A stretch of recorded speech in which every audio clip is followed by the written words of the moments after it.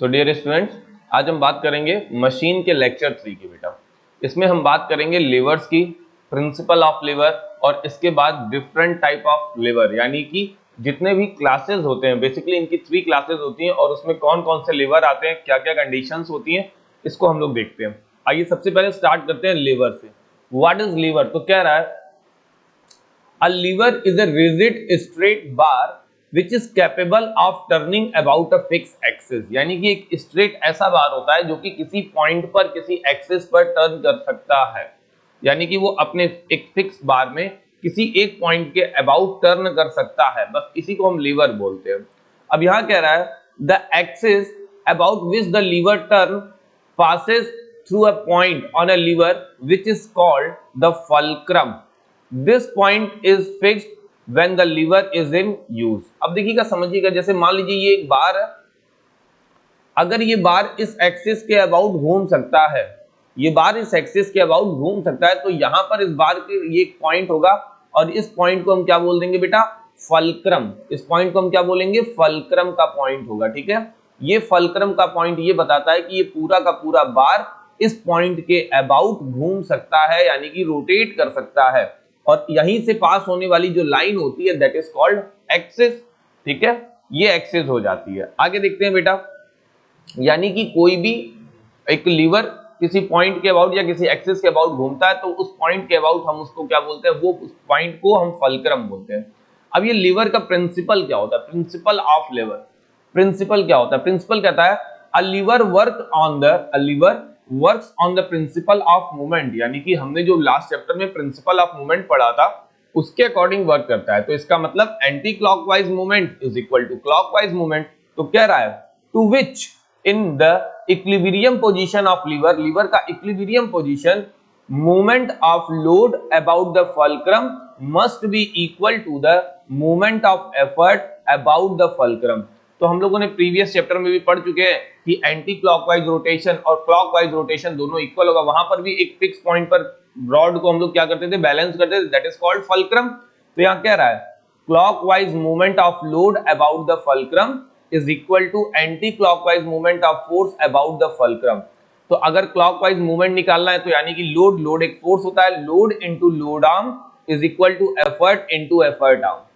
तो load into load arm का मतलब जो F इंटू एस हम लोग लेते थे, अब यहाँ पे हमने लोड को एफर्ट के नीचे लिख दिया, यानी कि load upon effort is equal to effort arm upon load arm. इस तरीके से हम कर सकते हैं। तो भाई लोड अपॉन एफर्ट क्या होता है? लोड अपॉन एफर्ट होता है बेटा मैकेनिकल एडवांटेज। भाई load upon effort mechanical advantage होता है, तो यहाँ से मैकेनिकल एडवांटेज भी निकाल सकते हैं। तो mechanical advantage is equal to the effort arm upon load arm. Mechanical advantage यहाँ क्या आ जाएगा? Effort arm upon load arm, और ये इसका बेसिक प्रिंसिपल होता है। Is that clear? अब देखिएगा इसमें आगे क्या कह रहा है कि the mechanical advantage of a lever is equal to the ratio of the length of its effort arm to the length of its load arm, यानी कि किसी भी लीवर का जो मैकेनिकल एडवांटेज होगा वो उसके एफर्ट आर्म और उसके लोड आर्म के रेशियो के इक्वल होगा। ठीक है, आइए अब देखते हैं। सबसे पहली चीज क्या कह रहा है? If the effort arm is equal to the load arm, then mechanical advantage 1। इसका मतलब ध्यान दीजिएगा यहाँ पे क्या कह रहा है कि अगर एफर्ट आर्म और लोड आर्म की वैल्यू सेम हो गई तो ऑब्वियस सी बात है मैकेनिकल एडवांटेज क्या आ जाएगा बेटा? 1 आ जाएगा। मैकेनिकल एडवांटेज क्या आ जाएगा? 1। बट अगर effort arm is greater than the load arm, अगर effort arm is greater than the load arm, यानी कि मैकेनिकल एडवांटेज 1 से ज्यादा आ जाएगा। अगर effort arm is greater than load arm, then mechanical advantage is also greater than 1। Okay, but if the effort arm is less than the load arm, अगर effort arm load arm से छोटी हो गई तो mechanical advantage is less than 1। ये दिमाग में एकदम रख लीजिए, क्योंकि अगर हमें फॉर्मूला पता होगा, एक तरीके से हमें रिलेशंस पता होंगे, तो हम बहुत ही इजीली इसको कन्वर्ट कर सकते हैं बेटा। Is that clear? आगे देखते हैं। आगे हम बात करेंगे बेटा काइंड्स ऑफ लीवर्स की। लीवर्स के कितने काइंड्स होते हैं? तो बेसिकली हम 3 क्लास में लीवर्स को डिवाइड करते हैं, क्लास 1, क्लास 2, क्लास 3। ठीक है, हम 3 क्लासेस में लीवर्स को डिवाइड करते हैं और उसके अकॉर्डिंग हम लीवर्स को समझते हैं। ओके, सबसे पहले बात कर रहा है क्लास 1 लीवर की। ठीक है, क्या बात कर रहे हैं बेटा? क्लास 1 का लीवर। क्लास 1 का लीवर क्या होता है? देखिएगा, कह रहा है a class 1 lever has the fulcrum placed between the effort and the load, यानी कि फलक्रम लोड और एफर्ट के बीच में होगा। The load and effort is in same direction but the movement of the load in the opposite direction of the movement of the effort. अब इसको समझते हैं। कह रहा है कि लोड और एफर्ट सेम डायरेक्शन में काम करेंगे बट उनका जो movement of load and movement of effort होगा वो अपोजिट डायरेक्शन में काम करेगा। जैसे एक एग्जांपल लेते हैं प्लायर्स का। तो ये बेसिक हमारा प्लायर होता है, देखिएगा ये एक बेसिक हमारा प्लायर होता है।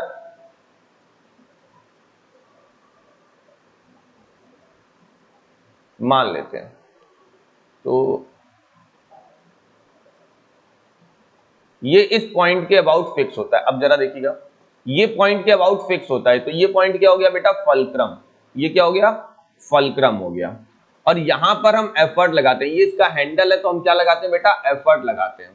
अब यहां पर हम एफर्ट की डायरेक्शन क्या होती है, नीचे की तरफ। एफर्ट की डायरेक्शन ऐसे होती है क्योंकि हम उसको प्रेस करते हैं। तो यहां पर आता है लोड, ठीक है, यहां पर क्या आता है बेटा, लोड। ये किधर की तरफ आएगा, अंदर की तरफ आता है, बाहर की तरफ, दैट इज द क्वेश्चन। तो ये भी अंदर की तरफ आता है, ठीक है, ये भी अंदर की तरफ आया। तो इसका मतलब जिस तरफ एफर्ट हम लगाते हैं उसी तरफ लोड भी वर्क करता है। क्या कह रहा है, the load and the effort in the same direction. इन दोनों की डायरेक्शन क्या हो गई, सेम। अगर एफर्ट नीचे आ रहा है तो लोड भी नीचे आ रहा है, ठीक है। एक तो पॉइंट ये हो गया। दूसरा पॉइंट है, कह रहा है the movement of the load and the effort is in opposite direction. अब इसके मूवमेंट को समझते हैं, इसके मूवमेंट को समझते हैं। तो देखिएगा अगर मैं ऊपर वाले हैंडल की बात करूंगा तो ऊपर वाले हैंडल में मैं ये कहूंगा कि यहां इसका मूवमेंट नीचे आ रहा है तो ये हैंडल कनेक्ट है इस बॉडी से, तो इसका मूवमेंट कहां जा रहा है बेटा, ऊपर। इसका मूवमेंट अगर ऊपर जा रहा है तो इसका मूवमेंट कहां आ रहा है बेटा, नीचे। तो इस तरीके से मूवमेंट ऑफ फोर्स यानी कि मूवमेंट ऑफ एफर्ट और मूवमेंट ऑफ लोड की डायरेक्शंस अपोजिट होंगी, लेकिन जिस तरीके से जहां पर आप एफर्ट लगा रहे हो उसकी जो डायरेक्शन होगी सेम वही डायरेक्शन लोड की भी होगी। और ये फिक्स पॉइंट फल्क्रम होगा। यानी कि लेवर 1 में, यानी कि क्लास 1 के लेवर में जो फल्क्रम होता है वो लोड और एफर्ट के बीच में होता है। ये याद रखिएगा, जो फल्क्रम होता है वो लोड और एफर्ट के बीच में होता है। इनकी डायरेक्शन सेम होती है लेकिन इनका movement of effort and the movement of fulcrum load ये क्या होता है, is in opposite direction work करता है। अगर आप किसी को भी लेंगे तो आपको यह एग्जांपल देखने को मिलेगा। अगर आप प्लायर्स लेते हैं, स्पेड टर्निंग लेते हैं, ठीक है, सीजर्स लेते हैं, सीशॉ लेते हैं, कुछ भी लेते हैं तो आपको इसमें ये चीज देखने को मिलती है। Is that clear? ओके, आप कोई भी एग्जांपल इसमें लेके समझ सकते हैं। बाकी अगर आपको ये सारे इसके सारे रूल जो भी चीजें यहां लिखी हैं क्लास 1 के लेवर में ये सारी कंडीशंस फॉलो करेंगी। Is that clear? ओके, आगे कह रहा है for class 1 lever the mechanical advantage and the velocity ratio can have any value either greater than 1, equal to 1 और लेस देन 1। ऐसा क्यों होता है भाई? ऐसा इसलिए होता है क्योंकि हमको मालूम है कि हमारा फल्क्रम जो होता है वो लोड, यहां पर हमारा फल्क्रम है, यहां पर लोड होगा, यहां पर एफर्ट होगा। ये कुछ भी हो सकता है। कैसे? अगर मान लो हमारी एफर्ट आर्म इससे अगर अधिक है, किससे, लोड आर्म से, तो हमारे एफर्ट आर्म लोड आर्म से अधिक है तो फिर हमारा मैकेनिकल एडवांटेज ज्यादा हो गया।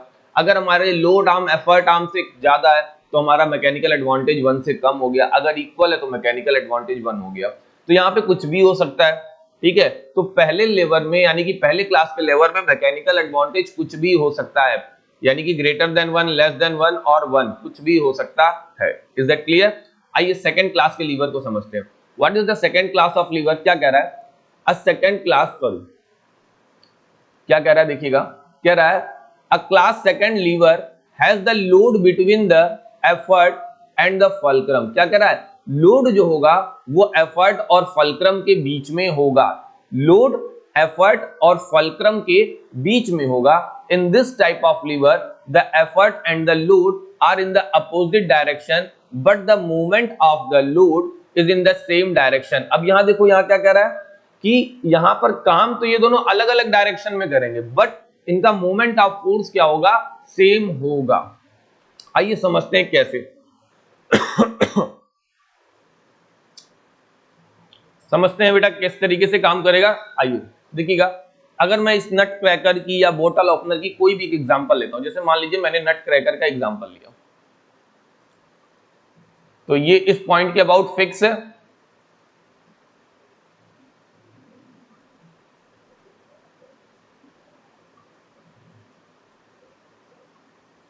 ये पॉइंट हो गया हमारा फल्क्रम, ठीक है। और यहां पर आप लगाते हैं एफर्ट, और लोड कहां, यहां बीच में होता है लोड, यानी कि हमारा जो लोड होगा जब बीच में आ जाएगा, जब load is between the fulcrum and the effort, that is second class lever. अब देखिए यहां पर एक स्टेटमेंट लिखा है, in this type of lever the effort and the load are in opposite direction. अब यहां पर एफर्ट और लोड ये अपोजिट डायरेक्शन में काम करते हैं, लेकिन इनका मूवमेंट सेम डायरेक्शन में काम करता है।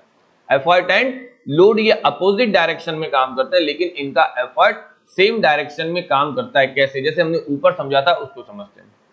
देखिएगा, जैसे मान लीजिए ये हो गया हमारा एफर्ट, तो यहां से एफर्ट को हम नीचे ले जा रहे हैं, ठीक है।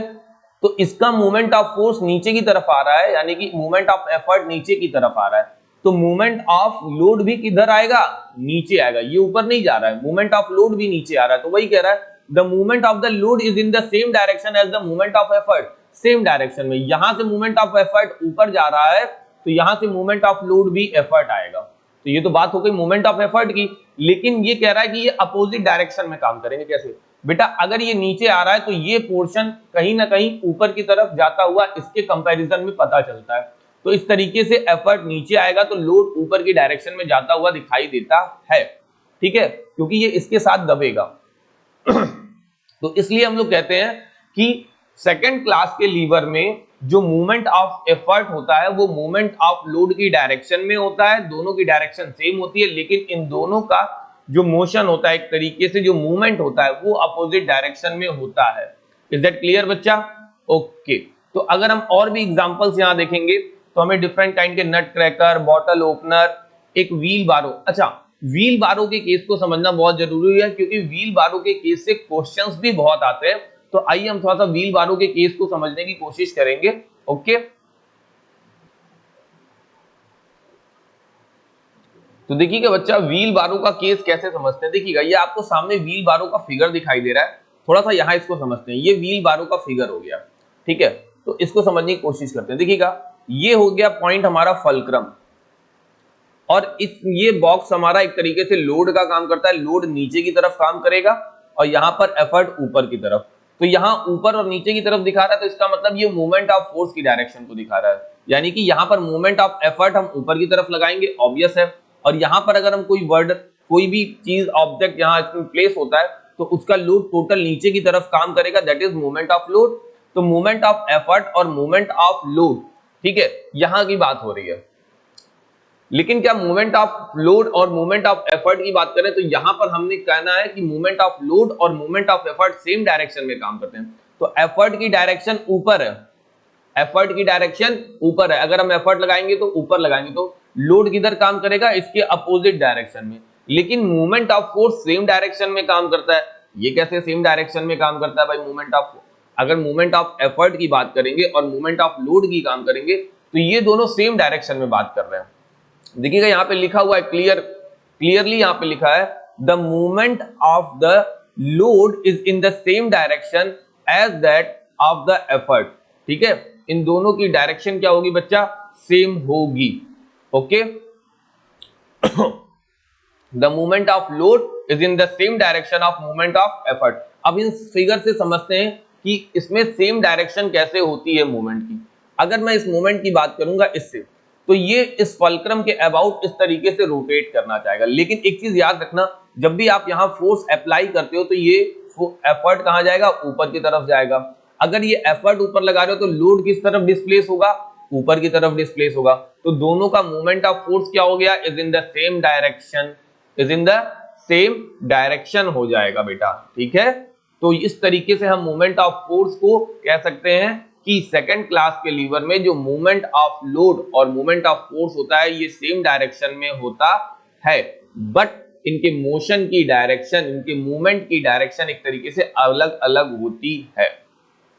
ओके, तो यहाँ पे स्टेट किया in this type of lever the effort and the load are in opposite direction but the movement of the load and the same as the direction as the movement of effort. Okay, next आगे कह रहा है इसमें the mechanical advantage and the velocity ratio. देखिएगा, the mechanical advantage and the velocity ratio of class 2 lever is always more than 1।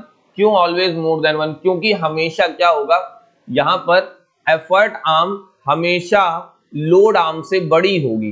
तो जब effort arm हमेशा load arm से बड़ी होती है तो अगर एफर्ट आर्म ज्यादा होगा तो mechanical advantage is always greater than 1 आएगा।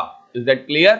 ओके, क्लास 3 का लीवर, क्लास 3 के लीवर में क्या होता है, एफर्ट बीच में आता है। कह रहा है a class 3 lever has the effort between the load and the fulcrum, the effort and the load are in the opposite direction. या क्या कह रहा है, एफर्ट एंड लोड ये अपोजिट डायरेक्शन में काम करेंगे but the movement of the effort and the movement of the load are is in the same direction.